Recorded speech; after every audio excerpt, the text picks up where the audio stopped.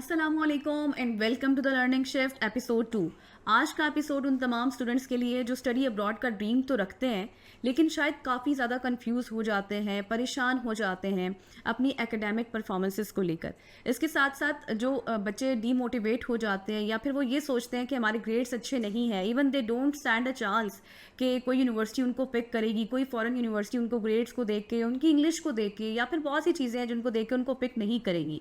इसके साथ साथ क्या सिर्फ और सिर्फ ग्रेड्स ही इंपॉर्टेंट है या फिर स्किल्स का होना भी मैटर करता है या फिर और दीगर बहुत सारी चीज़ें हैं जिनको मद्देनज़र रखना बहुत ज़्यादा ज़रूरी है।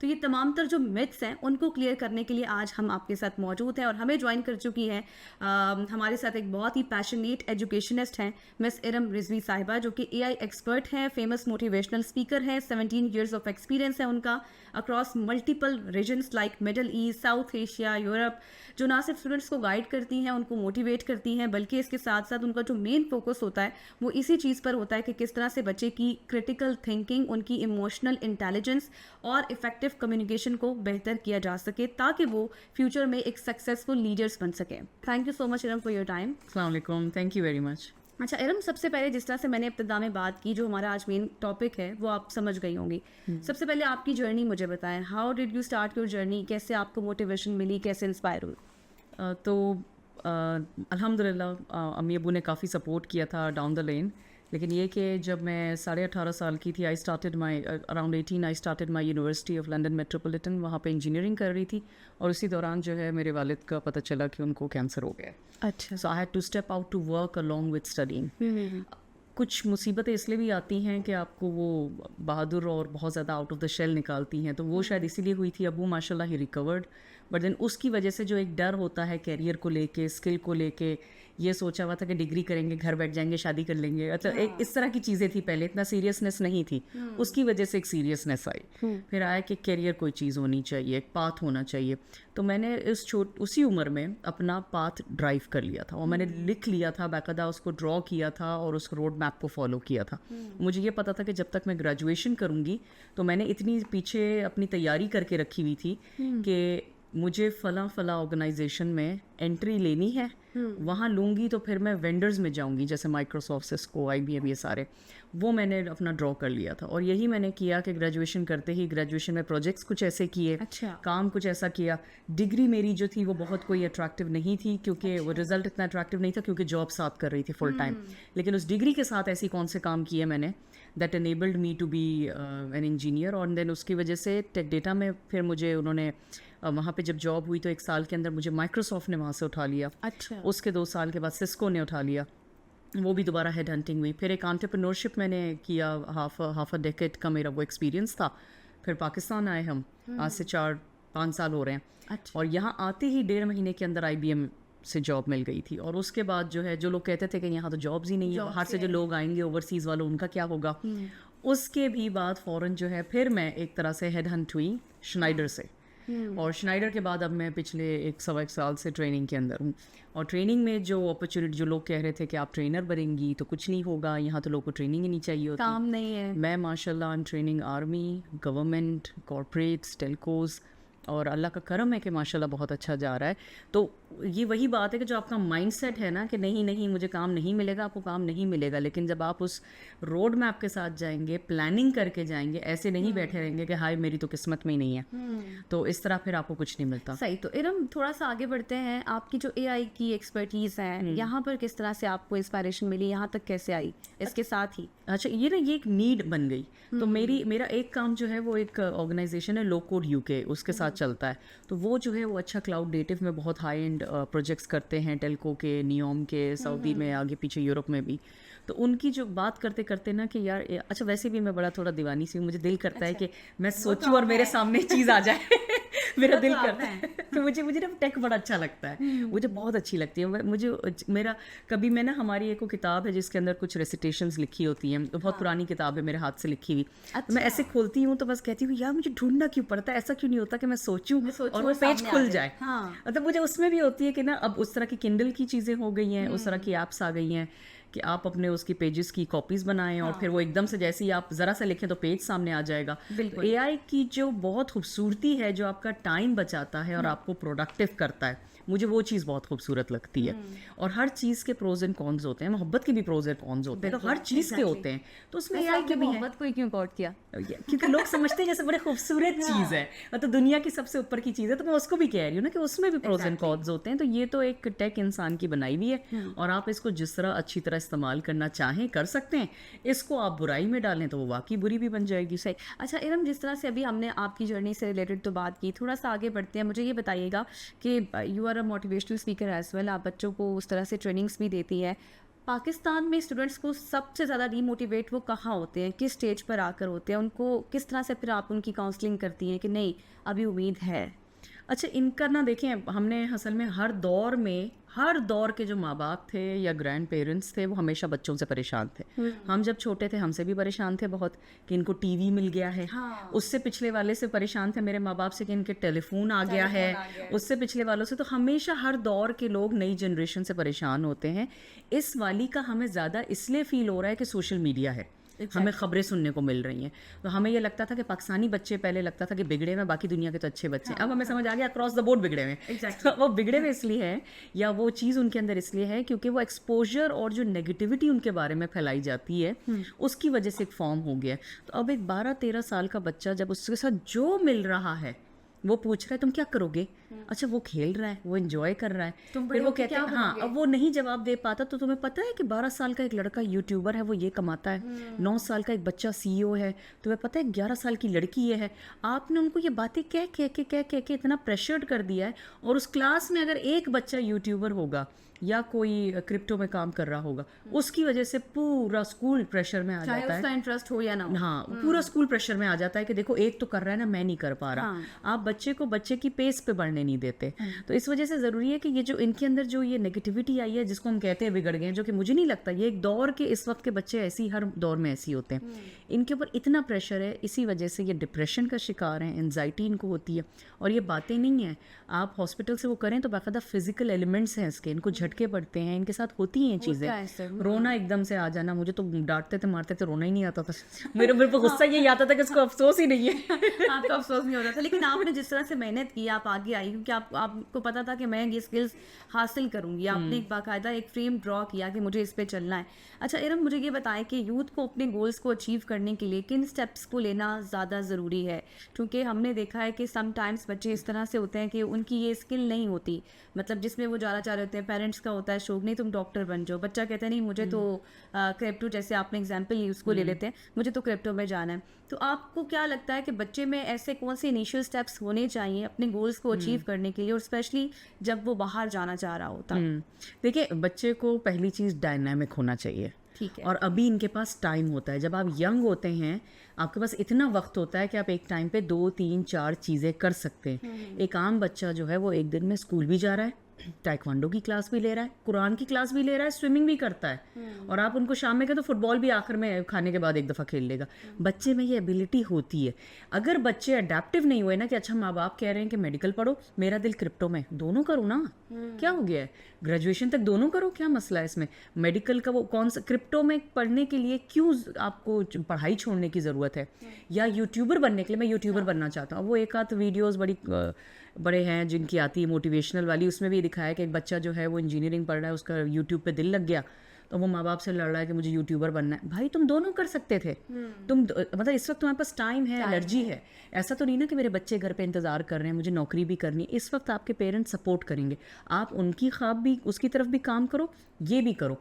जब आपके पेरेंट्स को दिखना शुरू हो जाएगा कि ग्रेजुएशन करने के लिए उसने एक पेपर भी ले लिया है और उसका यूट्यूब चैनल भी सक्सेसफुल है, वहाँ पे वो काम कर रहा है, तो किसी को बुरा नहीं लगेगा। लेकिन आप एक डिग्री जो कि एक नॉर्मल दुनिया में ज़रूरत है, देखिए अभी का जो दौर है ना गज़ल, उसमें अभी हम इतने एडवांस नहीं हुए कि आप 12वीं पढ़ें और आप कहें कि मैं चीता बन गया। हाँ। आपको इमिग्रेशन के लिए, आपको फर्दर पढ़ाई के लिए, आपको रिकग्निशन के लिए ज़रूरी है कि डिग्री होनी चाहिए। एलॉन मस्क ने अपनी बाकायदा ग्रेजुएशन बीच में छोड़ा था, लोगों ने इसको बड़ा वो किया कि उसने छोड़ दिया था, लेकिन उसने 2 साल के बाद पेनिनसुला की यूनिवर्सिटी से फिर पढ़ा, केमिकल इंजीनियर वो किया। पहले उसने अपनी फील्ड वो थी जिसमें उसका दिल नहीं था, फिर उसने अपनी फील्ड चेंज की। तो इसका मतलब लोगों ने पढ़ा है। हर बड़ा नाम आप उठा लें, उस वक्त तो वो ड्रॉप आउट हुआ था, लेकिन कुछ साल बाद वो दोबारा गए। उनको समझ आ गई थी कि भाई ये जो माहौल है, 2 3 4 साल का, ये बड़ा इंसान को बना देता है।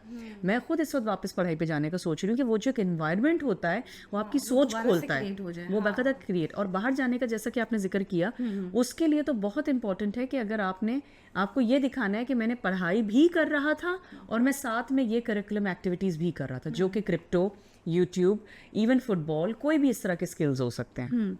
सही। अच्छा इरम, ये बताएं कि आजकल हम देख रहे हैं जिस तरह से एआई का दौर है, डिजिटल दौर है, बच्चे सीखना भी चाह रहे हैं और सीख भी रहे हैं पढ़ाई को उस तरह से, अगर वो छोड़ भी देते हैं तो, लेकिन कहीं ना कहीं वो वापस जाके एआई उनको रिप्लेस कर रहा है। अगर फॉर एग्जांपल आप एक मीडिया ले लें, वहाँ पर अगर एक न्यूज़ एंकर्स हैं तो उनको रिप्लेस भी आप हम देख रहे हैं कि एआई ही कर रहा है, तो फिर उनका बच्चों का क्या पाथ होगा? अच्छा, फिर आपको ये देखना है ना कि फ्यूचर में आने वाली जॉब्स कौन सी हैं। एग्जैक्ट। जैसे कि एआई एथिक्स प्रोटोकॉल ऑफिसर होगा, जो कि ये देखेगा कि एआई जो सारे ये प्लेस हुए में हैं, क्या ये वाकई इंसानी उस पर सोच रहे हैं या बिल्कुल ही मैकेनिकल हो गए हैं। उनके लिए इंसान चाहिए होंगे, क्योंकि जो एआई को मॉनिटर करेंगे वो इंसान होंगे, जो एआई की बॉट्स को हैंडल करेंगे वो इंसान इंसान होंगे। है। इसका मतलब आपको टेक्निकल होना पड़ेगा, लॉजिकल होना पड़ेगा, इतना आपने दुनिया देखी भी हो, या देखी भी ना हो, पढ़ाई इतनी की भी हो कि आप समझ जाए कि नहीं ये तो एआई जो है ना, ये थोड़ा ज़्यादा मैकेनिकल होता जा रहा है, इंसान ऐसे नहीं सोचते। फिर थेरेपिस्ट जो हैं, जो कि बहुत ज़्यादा अभी दिखाई दे रहा है कि थेरेपिस्ट जो हैं वो आपका एआई जो है वो बड़ा अच्छा थेरेपिस्ट बनता है कि वो आपकी बातें छुपा लेता है। लेकिन अभी अभी एक केस हुआ है जिसमें बच्चे ने सुसाइड किया है, जिसमें उसको एआई ने गाइड किया था, क्योंकि जब उसको कहा कि मैं बहुत तंग आ गया हूँ, ये है वो है, मैं ख़त्म करना चाहता हूँ अपनी ज़िंदगी, ये सारी कन्वर्जेशन निकली है। सोचें उसके पेरेंट्स ने, और जब इंटेलिजेंस वो हो रही थी, उसका ब्राउज़र देख रहे थे, उसका फेसबुक देखा, उसका व्हाट्सएप देखा, आखिर में जाकर उन्होंने कहा कि एआई पे क्या कर रहा था वो, उसमें कन्वर्जेशन में मिली। और आखिर में उसने पूछा उससे कि देखो मैं सुसाइड करना चाहता हूँ, मुझे बताओ मैं कौन से तरीके से करूँ। तो एआई ने गाइड किया, एआई ने गाइड किया कि यहाँ पे गाइड किया कि ऐसे ऐसे कर सकते हैं। वो बच्चा मर गया है। द पॉइंट इज कि यहाँ पे हमें इंसानी प्रोटोकॉल्स चाहिए होंगे, एथिकल प्रोटोकॉल्स, कि भाई यहाँ नहीं जाना है तुम्हें, एआई को फौरन वापस लाना होगा, एआई के एल्गोरिदम्स को चेंज करने के लिए बंदे चाहिए कहीं ना होंगे। कहीं तो वो मशीन ही है ना। मशीन है, और उसको तो इंस्ट्रक्शन मिली है, मुझे सुसाइड करना है बताओ, उसने दे दी। उस बेचारे को क्या पता, वो तो इंस्ट्रक्शन फॉलो करता है। तो हमें टाइम के साथ पता चलेगा कि ये मशीन है, ये मशीन है, और हमें फिर इंसानों की ज़रूरत पड़ेगी।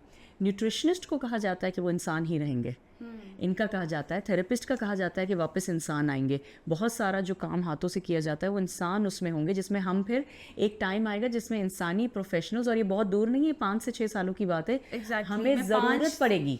मैं यही आपसे सवाल करने वाली थी कि अगले 5 से 10 साल बाद जॉब मार्केट कैसी होगी, किस तरह की जॉब मार्केट होगी जहाँ पर बच्चे जा सकेंगे, क्योंकि हम देख रहे हैं जैसे अभी हम एआई को लेकर ही चल रहे हैं, बहुत सी चीज़ें उससे रिप्लेस हो रही हैं। बच्चे जो डिग्री कर रहे हैं उनको नहीं पता, बस किताबी कीड़ा बनते जा रहे हैं। लेकिन जब वो जाते हैं आज से 4 साल बाद, अपना बीएस करने के बाद जब जॉब मार्केट में जाते हैं, तो वो उनके अकॉर्डिंग नहीं होती है। बच्चों को अभी से क्या कुछ करना चाहिए, कौन सी स्किल्स लेनी चाहिए? एक तो प्लीज़ प्लीज़ प्लीज़ सिर्फ डिग्री मत करें, सिर्फ डिग्री मत करें, मेक श्योर करें कि आप दूसरी चीज़ें भी कर रहे हैं साथ में, स्किल्स बनवाएं। आपकी यूनिवर्सिटी में यूनियंस होते हैं जिसमें इवेंट्स करवाते हैं, चीज़ें होती हैं, उसमें जाइए। फिर इंडस्ट्री विजिट्स होते हैं, बहुत सारे ऐसे आपको बुलाएंगे वो टेलकोज़ में, ऑयल एंड गैस में, कि भाई आके देखें, उनके साथ आप नेटवर्किंग करें। इस तरह के आपको स्किल्स जो है, कम्युनिकेशन स्किल्स अपनी बेहतर करें, डिबेट्स में जाएं, स्पोर्ट्स करें, लेकिन लाजिम अपनी ग्रेजुएशन के साथ साथ कुछ और करें। जो बच्चे सिर्फ ग्रेजुएशन कर रहे हैं और डिग्री हाथ में लेके ये बैठे हुए हैं कि अब मुझे नौकरी जो है ना मेरे ऐसे पैरों पे पड़ी होगी, आप देखें वो सफ़र कर रहे हैं। लेकिन जिन बच्चों ने अपने ग्रेजुएशन के टाइम पे स्किल्स हासिल की थी, उनको जॉब्स भी बेहतर मिल रही हैं और वो सस्टेन भी कर रहे हैं। डिफरेंस ये बहुत बड़ा है। और ज़्यादा मेचोरिटी बच्चे ऐसे हैं जो कि मज़े से यूनिवर्सिटी की लाइफ गुजार रहे होते हैं कि भाई हम तो जब ये डिग्री कर लेंगे, इतनी बड़ी यूनिवर्सिटी है, हाँ, और हमें तो मिल जाएगी, जो कि ऐसा नहीं होता, क्योंकि आपके पास स्किल्स ही नहीं है। स्किल्स ही नहीं है। आप इंटरव्यू स्किल्स नहीं होते इनके पास, प्रेजेंटेशन स्किल्स नहीं होती इनके पास, जो कि बड़ी बेसिक्स ही हैं। एग्जैक्टली। अच्छा, बच्चों में आप क्या समझती हैं बिगेस्ट जो मिसकंसेप्शंस हैं जब वो स्टडी अब्रॉड के लिए जाते हैं, वो कौन कौन से हैं? किस तरह से वो मिसकंसेप्शंस रखते हैं, अपनी डिग्री को ओवर एस्टिमेट करते हैं, अंडर एस्टिमेट? मेरे ख्याल से तो अंडर एस्टिमेट करते हैं। बहुत सारे बच्चे जो है इस चीज़ को अप्लाई इसलिए नहीं करते कि उनको लगता है कि बहुत मुश्किल है, मेरा तो हो ही नहीं सकता। अच्छा, मैंने आपको शुरू में हमने बात की थी ना कि इनकी मुश्किलात में से जो एक मुश्किल जिसको बिगड़ा हुआ कहते हैं हम, जो कि बड़ा बुरा टर्म है, लेकिन वो यही है कि इनको डिप्रेशन है, एंजाइटी है। इम्पोस्टर सिंड्रोम है इनको लगता है मुझे तो आता ही नहीं है, और जो मैंने अभी कर लिया मैं पकड़ा जाऊंगा कल को, उसकी वजह से अप्लाई भी नहीं करती। इतने सारे ऑप्शंस हैं, इतने सारे इदारे हैं, बहुत अच्छे अच्छे इदारे हैं जो चीज़ों में हेल्प करते हैं, ये वहाँ जाते ही नहीं है कि मैं क्यों जाऊँ, मेरा तो हो ही नहीं सकता। ये सबसे बड़ा मिथ तो ये है। तो इनको ये समझना चाहिए कि इवन अगर इनकी डिग्री इन्होंने नहीं की अच्छी, 3rd क्लास ऑनर्स हो गई है, अच्छा इनके पास मार्क्स अच्छे नहीं थे, लेकिन उसके अलावा भी और बहुत सारे तरीके हैं जिसके ज़रिए ये बाहर जा सकते हैं, वहाँ से एक अच्छा एनवायरनमेंट में डिग्री हासिल कर सकते हैं, मास्टर्स कर सकते हैं। और सबसे अच्छी बात तो ये है कि अगर वहीं पे रहते हैं वो भी अच्छी बात है कि चलो भाई पाकिस्तान की इकोनॉमी के लिए अच्छा है कि डॉलर जो है वो आता है। दूसरी चीज़ है कि आप वापस आएँ, जैसे मैं जो हूँ बहुत बड़ा एग्जाम्पल हूँ कि मैं पाकिस्तान में पहली दफ़ा आई, मैं पाकिस्तान में किसी को इस्लामाबाद में नहीं जानती थी, और मेरी 1.5 महीने के अंदर जॉब लगी थी, वो भी इतने बड़े ब्रांड में, सिर्फ इसलिए कि मैंने लोगों से मिलना ढूंढना शुरू किया और मेरे पास स्किल्स थी। और वो फॉरेन और ओवरसीज़ में थोड़ा सा ज़्यादा आपके ऊपर स्किल्स पे काम किया जाता है, वो स्किल्स मेरी रिकग्नाइज हो गई थी और वो फॉरेन जॉब मिल गई और अच्छी जॉब मिली थी। द पॉइंट इज़ कि अगर इनके साथ सिर्फ ये है कि समझते हैं कि यार मैं क्योंकि एक छोटी सी जगह से हूँ, छोटे शहर से हूँ, या मेरी इंग्लिश अच्छी नहीं है, इस तरह की बातें सोच के ये फिर अप्लाई नहीं करते। एग्जैक्टली। अच्छा, थोड़ा सा आगे बढ़ते हैं हम। जिस तरह से अभी हमने देखा है कि ये स्किल्स की बात तो हो गई कि मतलब कौन कौन सी स्किल्स होनी चाहिए, सिर्फ स्टडी आपकी मैटर नहीं करती, ग्रेड्स मैटर नहीं करते, आपके पास स्किल्स होने चाहिए। अब बात आती है फाइनेंशियल प्रेशर के ऊपर। अब यूएसए जो कि यूनिवर्सल स्टडी एडवाइजर है, बच्चों को इसी तरह से गाइड करता है, जिसका काम सिर्फ वीज़ा या फिर एडमिशन नहीं है, बल्कि बच्चों को पूरा एक जर्नी सेट करना है, उनको स्टडी की तैयारी करानी है, इंग्लिश की तैयारी, बच्चे किस तरह से टेस्ट पास कर सकते हैं, फिर बाहर जा सकते हैं। लेकिन एक क्या रियलिस्टिक प्लानिंग होनी चाहिए बच्चों की कि वो जब अपना फाइनेंशियल प्रेशर को भी देखते हैं उसको हैंडल नहीं कर पाते। देखिए अभी तो गज़ल आप खुद भी माशाल्लाह आपका न्यूज़ का बैकग्राउंड है, आपको पता है कि बच्चे पेरेंट्स के फाइनेंशियल बैकग्राउंड की वजह से सुसाइड अटेम्प्ट्स कर लेते हैं। एग्जैक्टली। यूनिवर्सिटी में एडमिशन नहीं हुआ उसके ऊपर कर लेते हैं, और ये पाकिस्तान में भी बड़ा कॉमन होता जा रहा है। अभी जो सीज़न था ये वाला, एग्जैक्टली इस वक्त आपने सबसे ज़्यादा आपने तो बाकायदा नंबर्स शेयर किए थे इस पर। द पॉइंट इज़ कि इनको अगेन ये दोबारा एक मिथ है कि मेरे घर में पैसे नहीं है, हमारे पास ज़मीनें नहीं है, हमारे पास गाड़ियाँ नहीं हैं, मेरी माँ के पास सोना नहीं बचा, तो अब मेरी तो करियर ख़त्म, अब मैं तो कुछ नहीं बन सकता। क्योंकि अब बच्चे क्या लड़ते हैं माँ बाप से कि आपका दौर और था, देखिए उनके भी चैलेंजेस थे उस वक्त के, तो कहते नहीं आपकी तो आसानी थी, आप तो इतना कमा भी सकते थे, घर बना सकते थे, हम नहीं कर सकते। और इसकी वजह से they get into that hole of you know depression. ऐसा कुछ भी नहीं है। जैसे इसकी माशाल्लाह जब मैं स्टडी कर रही थी इसके ऊपर, तो यूएसए की जब हम बात कर रहे थे इस ऑर्गेनाइजेशन की, तो मैंने देखा कि इनका 99% सक्सेस रेट है। यूके में इनका 99.9% है। हर बच्चा जिसकी वो एप्लीकेशन डालते हैं वो पहले इतनी अच्छी तैयारी करा लेते हैं कि जब डालते हैं तो वो अप्रूव होता है। इनफैक्ट जिनके पास बिल्कुल भी नहीं है, किसी गांव से पढ़ा हुआ गवर्नमेंट का बच्चा है, उसकी जो है क्योंकि टीचर्स भी अच्छी नहीं थी तो उसकी सर्टिफिकेशंस भी अच्छी नहीं है, उसकी डिग्री भी ठीक नहीं है, उसके बावजूद उसका प्रोफाइल बन सकता है। लेकिन उसके अंदर जज्बा होना चाहिए। वो कुछ फुटबॉल थोड़ा सा खेलता हो, डिबेट करता हो, अच्छा डिबेट करने में भी उसको है कि मैं उर्दू में करता हूँ, इंग्लिश नहीं करता, तो ये इस तरह की ऑर्गेनाइजेशंस बाकायदा तैयारी करवाती हैं, आईएलटीएस की, सैट की, प्रेप की तैयारियां करवाती हैं ये। तो आप इन इदारों को क्यों नहीं रीच आउट, मतलब ये एक ऐसी चीज़ है जो प्लेट में रखी हुई है। एग्जैक्टली, जिनकी कंसल्टेशन भी फ्री है, वो इस चीज़ का कुछ नहीं देते। वो कहते हैं कि हमें सिर्फ एक हीरा सा बच्चा दिखा दो, हम उस पर तैयारी करेंगे और हम उसको भिजवाएंगे। और सिर्फ भिजवाना तक नहीं होता, ये बाकायदा आप सोचें जो पैसों को लेके परेशान होते हैं कि अच्छा एडमिशन तो हो गया तो मैं रहूंगा कैसे, वो भी सब कुछ पूरा कवर्ड होता है, स्कॉलरशिप बेसिस पे होता है और हर चीज़ हैंडल की हुई होती है। तो अब क्या एक्सक्यूज़ है?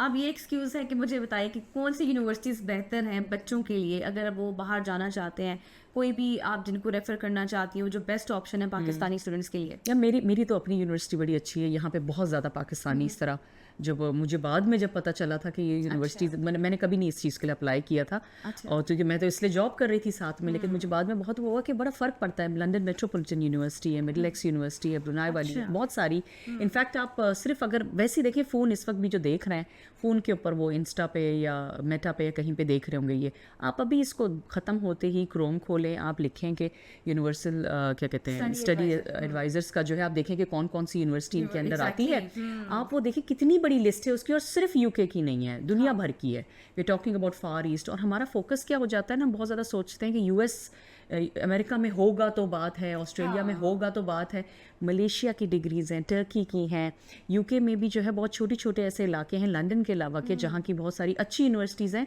जिनके पास सीट्स होती हैं फॉर पाकिस्तानीज़। ये वो चीज़ है जो कि इस इदारे ने बाकायदा हैंड शेक्स किए हुए हैं कि पाकिस्तानियों की जो सीट्स होती हैं उस पर हम आपको देते हैं। तो इसके अलावा कोई एक्सक्यूज़ नहीं हो सकता। सही। मैडम लास्टली मुझे ये बताइएगा कि फिर हम अपनी डिस्कशन को वाइंड अप करेंगे कि जो वीज़े की रिजेक्शन है कॉमनली आपने क्या देखा है, किस वजह से होती है बच्चों में सबसे ज़्यादा? अच्छा, जो आपका अप्लाई करते हैं ना पेपर, देखिए यूजुअली तो हम एजेंट के थ्रू ही जाते हैं। Exactly. हम जब खुद करते हैं तो वही बात है कि वो ऑब्वियस रिजेक्शंस हो जाती हैं। ये तैयारी पूरी नहीं करते। इन्होंने कहीं कहीं कोई ऐसी चीज़ छोड़ी हुई होती है, जैसे कि अगर किसी बच्चे के अगर मार्क्स अच्छे नहीं थे तो उसकी दूसरी कौन सी चीज़ें अच्छी थी, तो उसके अंदर बच्चे को बहुत ज़्यादा एसेज लिखने पड़ते हैं, अपना इंग्लिश का एग्ज़ाम अच्छा देना पड़ता है, इंटरव्यू स्किल्स में अच्छा रेडी होना पड़ता है, फिर अपना मैथ्स दिखाना पड़ता है, जिस डिग्री के लिए आप जाना चाह रहे हैं उसकी तैयारी दिखानी पड़ती है, फिर अपना एम दिखाना पड़ता है कि भाई क्योंकि मैं छोटी जगह से था, ये था। तो वो जो सारी तैयारी डॉक्यूमेंट्स की होती है, और फिर इदारा एक स्ट्रांग होना चाहिए। तो ये जो इदारा यूएसए है ये बड़ा स्ट्रांग है। Exactly. वो एजेंट जब आपका स्ट्रांग नहीं होता, रिजेक्शंस हो जाती हैं। और जब खुद अप्लाई करते हैं तो वैसे ही बहुत हाई चांसेस हैं रिजेक्शन के। तो बेहतर ये है कि जिनको आता है काम करना और जो आपसे पैसे भी नहीं ले रहे हैं, मतलब एक तो बात ये है ना कि या तो वो इतने बड़े इसलिए हैं कि भाई वो उन्होंने कमा के किया है, उनका तो काम ही ये है कि उनको अंडर प्रिविलेज्ड कंट्रीज जो हैं, जैसे पाकिस्तान जिसमें आ रहा है, यहाँ से उनको हर शहर से कई बच्चे, मतलब आप सोचे हज़ारों में उनको बच्चे चाहिए होते हैं, और इन बेचारों के साथ एक चैलेंज ये आता है ऑर्गेनाइजेशन के साथ, इनको बच्चे ही नहीं मिलते, बच्चे नहीं जज्बा ही नहीं मिल रहा होता है इनको, बच्चे सीरियस नहीं होते। वो तैयार हैं, वो पढ़ाई भी करवा रहे हैं। सोचे आईएलटीएस के कोर्सेज करवाना कितना महंगा होता है। अभी आप सिर्फ उसके एग्ज़ाम की फ़ीस देखें कितनी है, कि 50, 60, 70 हज़ार उसकी फ़ीस है।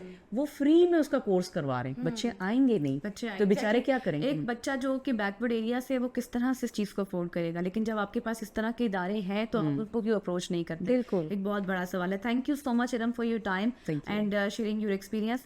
तो जी आज का जो हमारा एपिसोड था वो इसी पर बेस करता था कि सिर्फ सब कुछ ग्रेड्स नहीं होता, आपकी स्किल्स मैटर करती हैं। अगर आप अपने ग्रेड्स को लेकर परेशान हैं, आप लोग बार बार फेल हो रहे हैं, तो इसका मतलब ये नहीं है कि आप हार जाएं, बल्कि आपको एक बेस्ट गाइडेंस की ज़रूरत है, एक डायरेक्शन की ज़रूरत है, जो कि यूनिवर्सल स्टडी एडवाइज़र आपको एक यूनिक तरीके से पेश करता है।